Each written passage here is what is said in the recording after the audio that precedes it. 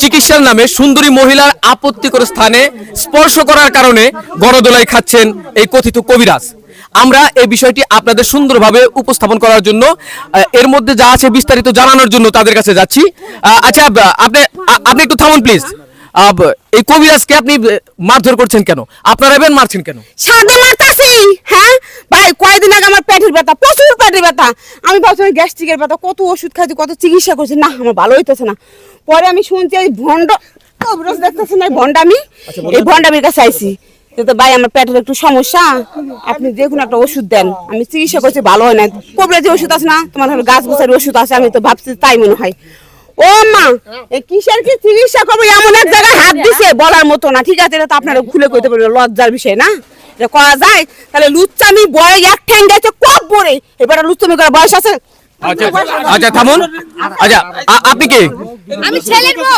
আপনারা একটু থামুন। আমি আমার শাশুড়ি নিয়ে আসছি, মানে অনেকদিন যাবত চিকিৎসা করাতেছে, কোনো কাজ হয় না। তো বড় ডাক্তার বলছে যে ওনার এই ওষুধে কাজ হবে না, ওনার হচ্ছে গিয়ে গাছান্তরের ওষুধ লাগবে, একটা ভালো কবিরাজ দেখেন।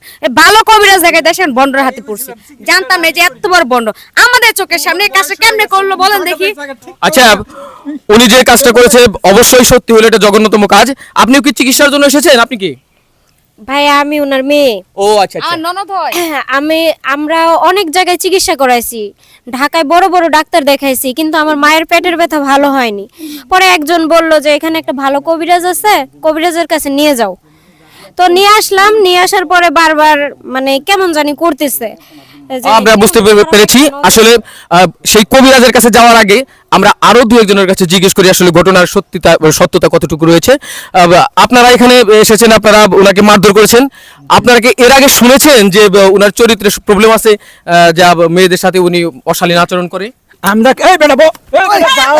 খারান ভাই, আমি বলতেছি আমরা কিন্তু আচ্ছা আচ্ছা থামুন।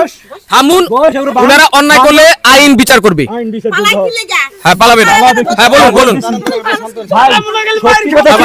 বিষয়টা হচ্ছে ভাই, আমাদের মুসলিম সমাজের নিয়ে এনাদের নিয়ে অনেকদিন আমাদের বৈঠক হয়েছে। আমরা বারে বারে চাইছি এই এনাদের যে আসনটা আমরা ভাঙ্গে দেবো, কিন্তু আমাদের কিছু কিছু গ্রামের লোক আছে যেমন এনারা এই বাবার কথা খুব বিশ্বাস করে।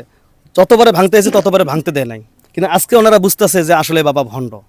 এই জন্য আজকে এই দুটারে ভাই অলরেডি আমরা ত্রিপলানে ফোন দিছি, পুলিশ আসতেছে, এই দুটার কঠিন শাস্তি যেন হয় ভাই। হ্যাঁ অবশ্যই আমি বলতেছি ভাই ওনার কথা।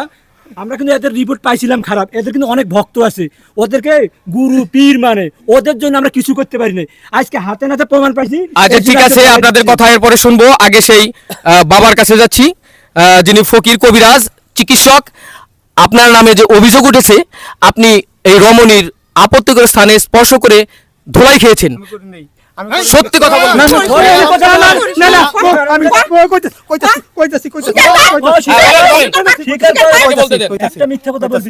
মারের চুড়ে আমার হাসা কথা কনি লাগে যে মারা মারছে। আমি এরকম ধরনের আসলে আমি কিছুই জানি না, আমার কাছে আইছে, আমি কিছু করছি। আপনি সত্যি কথা বলেন? হ্যাঁ আমি সত্যি বলছি, আমি আসলেই বন্ড বাবা, আমি বন্ড। আমি এটা মনে করেন যে সাজায় মাজায় আমি মনে করেন যে একটু আনন্দ নেওয়ার জন্য আমি এই কামগুলা করি, কিন্তু আমি এগুলার কিছুই জানি না।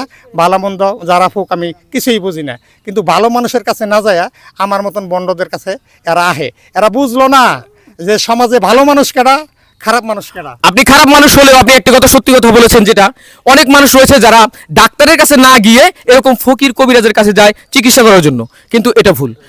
সমাজে এরকম অনেক ভণ্ড রয়েছে যারা চিকিৎসার নামে মানুষের সাথে প্রতারণা করে যাচ্ছে, তাদের ঠকাচ্ছে, আর আমরা ঘুরে ফিরে ডাক্তারের কাছে না গিয়ে তাদের কাছে যাই। তাই কোনো অসুখ বিসুখ হলে অবশ্যই এই সমস্ত ভণ্ড কবিরাজ ফকির চিকিৎসকের কাছে না গিয়ে আপনারা ভালো ডাক্তার দেখান। ইনশাল্লাহ ভালো করার মালিক আল্লাহ, দেখবেন সেই ডাক্তারের উসিলায় সঠিক চিকিৎসা, বিজ্ঞানসম্মত চিকিৎসা হলে আপনারা ভালো হবেন, সুস্থ হবেন। আর এরকম ভণ্ডের বিচার আইন বুঝবে, আইন করবে। আপনারা সবাই সাবধান থাকবেন এই সমস্ত ভণ্ডদের হাত থেকে।